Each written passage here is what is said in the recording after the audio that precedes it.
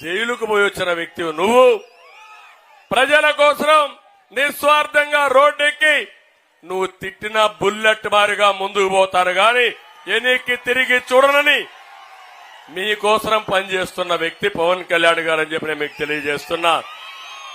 మీరు చూశారు పవన్ కళ్యాణ్ గారు జగన్ దగ్గర తిట్టించుకోవాలన్న తమ్ముళ్ళు 44 సంవత్సరాల అనుభవం ఉండే నేను ఈ సైకో దగ్గర తిట్టించుకోవాలని అడుగుతున్నా. ఇతను ఒక అహంకారి, విధ్వంసకారుడు, దోపిడీదారుడు, అడ్డం వస్తే ఎవరిని వదిలిపెట్టాడు. కానీ మేమిద్దరం మాత్రం ఇతన్ని చిత్తుగా ఓడించి ఆ పార్టీని భూస్థాపితం చేసే వరకు వదిలిపెట్టవని ఈ నెల్లిమర్ల సభలో శపథం చేస్తున్నానని చెప్పి కూడా నేను మీకు తెలియజేస్తున్నా.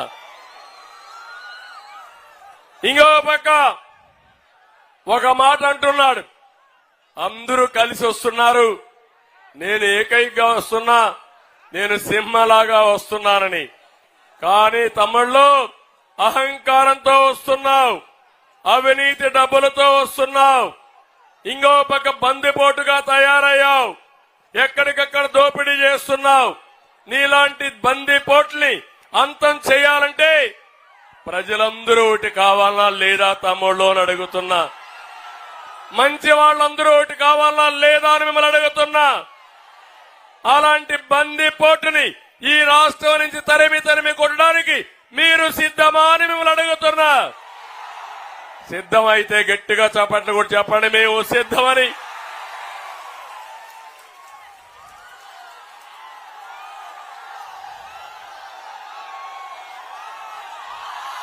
తమ్ముళ్ళు 2014లో తండ్రి శివరాజకీయంతో వచ్చాడు. 2019లో బాబాయిని హత్య చేసి శివరాజకీయాలు చేశాడు. ఇప్పుడు గులకరాయి డ్రామా ఆడుతూ మళ్ళా వచ్చాడు. ఇప్పుడు మన మీటింగ్ ఉంది. గులకరాయి వేస్తే మీకు కనపడుస్తుందా లేదా తమ్ముళ్ళు? కనపడుస్తుందా లేదా? మొన్న కనపడిందా గులకరాయి? కనపడని గులకరాయితో దెబ్బ తగిలిందంట. రోజు రోజుకు ఆ దెబ్బ ఎత్తవుతాను పెరిగిపోతా ఉంది.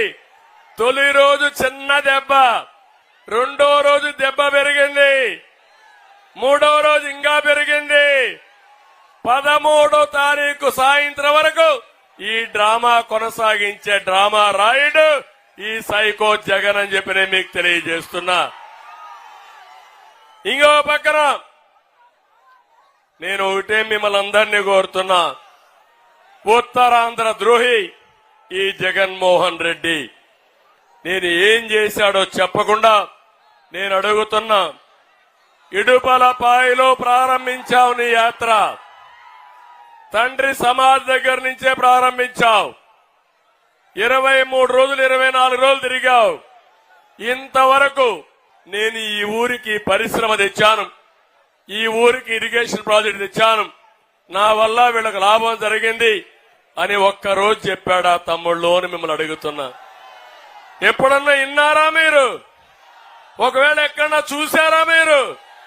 ఒక చిన్న పరిశ్రమ వచ్చిందా అని మిమ్మల్ని అడుగుతున్నా. ఒక చిన్న ఇరిగేషన్ ప్రాజెక్ట్ చేశాడా అని మిమ్మల్ని అడుగుతున్నా. ఒక్క ఊర్లో అయినా ఇండ్లు కట్టాడా అని మిమ్మల్ని అడుగుతున్నా. కట్టాడు తమ్ముళ్ళు. ఇళ్లు ఎక్కడ కట్టాడంటే కాలవల్లో, అడవుల్లో, శ్మశానాల్లో ఇండ్లు కట్టాడు. ఆడేమైనా వస్తువులున్నాయో తమ్ముళ్ళు అని అడుగుతున్నా. అవి ఇండ్లు కాదు, గూళ్లు కట్టాడు.